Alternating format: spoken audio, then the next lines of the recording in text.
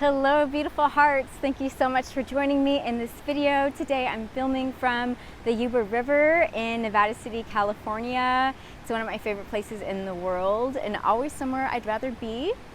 I will show you some of it in a little bit and at the end, and I'm really praying that the sound is not distracting but is a beautiful healing element in this very healing oriented video.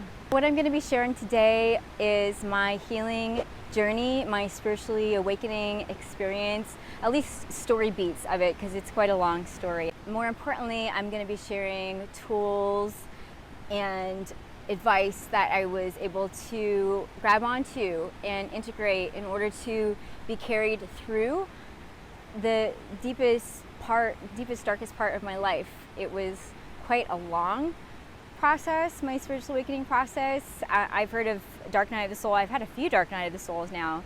So I hope it's not as long of a process for you, but no matter where you are in your healing journey, whether you're in a really, really dark moment or whether you just want to check in, with your utilization of tools and your own experience in your current healing journey, I really hope this video is very helpful for you. And if you know of a friend or a family member going through a really hard time in their life right now, pass it on to them, or take some bits that really resonate with you and share it with them, because we're all walking each other home here. So I think I'll start my healing story in Bali. It was a year, maybe 2 years after I moved there, I got this really point-blank reflection from an elder that I clearly had some work to do, that I had these walls all around me that were hindering me from feeling, from having a real intimacy with my emotions. And I had just experienced a pretty big loss in my life, and I did, to be honest, cry a few times, journal, feel very sad and angry about it. And she was right. I did kind of put a time limit on how much I would feel bad about it, and then I was like, I'm done, I'm good, that sucked, now I'm ready to move on. And she saw this little switch in me, and the reason I did that was because I had just come out of a very long couple years of getting really into law of attraction with Abraham Hicks mainly, but learning how to manifest this life of my dreams, this constant frequency of joy and abundance and excitement. And I had gotten rather hooked onto the thought of I've got to be amazing all the time. I've got to be awesome and having so much fun. And it stopped me from really allowing these heavier feelings to be fully felt. So I was just kind of sweeping stuff under the carpet and going forward with my life. So it was really a big calling out that I received, and it did make me think, because I did, thank goodness, have a certain state of awareness and respect for her as an elder. And I began this healing journey with her, which looked like going to see her on a regular basis, to work on my body. She was an acupuncturist. And to also commit to the new relationship that I was in, because she saw that it could be really beneficial for me and for both of us to grow in a safe container of a relationship. And it also looked like me starting to reflect on my life in journal form, starting to go back into my childhood and remember some parts of myself that I had forgotten, and some big emotions that I hadn't fully allowed to unravel within me. So this was great. I was all for it. I've always been about personal development, spiritual development, up-leveling myself and growing and learning. So I wanted to do it. Sure, I'll wake up more, I'll become a better person, right? It sounds great. But of course, yeah, it got worse before it gets worse before it gets better, right? So my life started to become and feel very dramatic. My partner at the time and I were having big misunderstandings and big fights, and just such dramatic fights. I wasn't used to anything like this, but we really seemed to get each other good.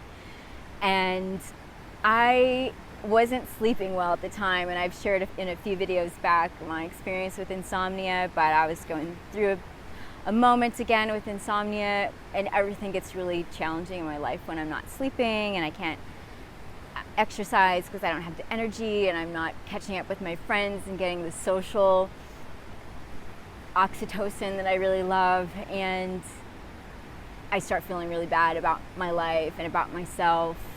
And I'm at that time, I'm also taking a bit of a hiatus from working because I'd had these online businesses when I moved to Bali, and then I realized I really want to work and be just passionate about my work. I really want to be more aligned with how I make money. So I felt a new line of work or a new vocation was coming, and I decided to take time off work to really find it. So I was on this thing of I've got to figure out what I'm going to do next with my life, and I've got to start making money. I've got to start doing some kind of training or course to get myself onto this next vocation. So I had this kind of anxiety in me. So the not sleeping and the being in a relationship that was really super challenging, and trying to keep up with all of this social excitement in this community that I was living in Bali. That's why I was there, to have fun and go out and be with all these beautiful people and in amazing places. And I couldn't do any of it because I was doing my healing.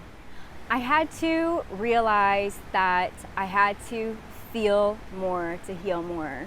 For me, this was the hardest thing to feel. I had an eating disorder for years in my early 20s because I realized that eating and feeling full cut off the feeling. So I had to come back to allowing myself to feel.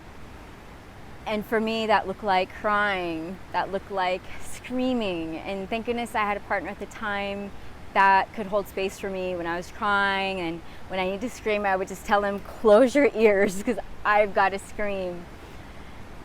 But my teacher, she said, stop, breathe, and feel.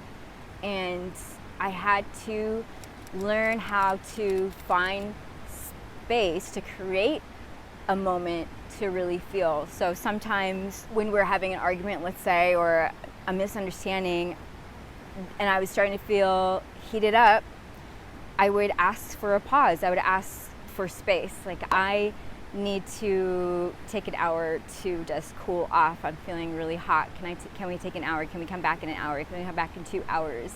I need to take a walk. I need some time by myself. I need some time to write. I need some time to meditate. You know, anything that like this was totally okay and became a real tool for me to learn how to take some space from the moment and to really feel. Especially being in a relationship and on a path of awakening is super challenging. Kudos to you if you're in a relationship and you're trying to wake the frick up, or if you're both trying to wake up. That's what we're doing. It's super hard, and you gotta take turns doing it, because if you're both having a moment and you're in your illusion or overwhelming feeling at the same time, it can be really hard. One of you's gotta stay super grounded for the other person. I also had to learn how to make space in my week to feel bad, to make space to allow myself to feel angry, shameful, grief, anxiety. This was something that isn't taught to us, and it's definitely a big no-no when you're learning law of attraction, because I actually thought that if I let myself feel really bad for over 50 seconds or whatever, I would really attract some bad things into my life. I would get kicked out of Bali, or lose all my money, or lose my reputation, I don't know. But I really thought some bad things were gonna come my way. So I had to learn to face my life in its mess at the time and run towards it instead of run away from it, which I constantly wanted to do. Run away from my life and this chaotic, messy drama that was happening. I wanted to make my life, but I really had to learn to just be where I was and to stop trying to manifest my way out of it. In all of this feeling and making space for feeling, it was really important to have a lot of compassion for myself. There is a reason not everybody wants to wake up. It's really freaking hard.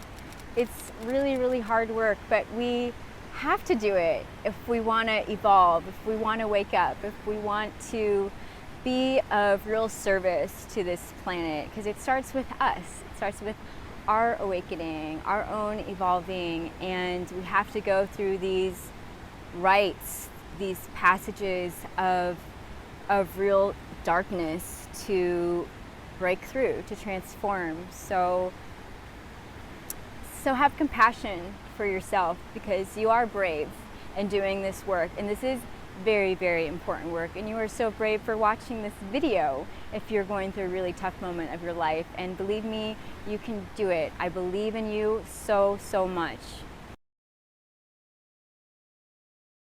One more tool in this section, and then I'll move on a little bit with the story, is to have really healthy affirmations for yourself.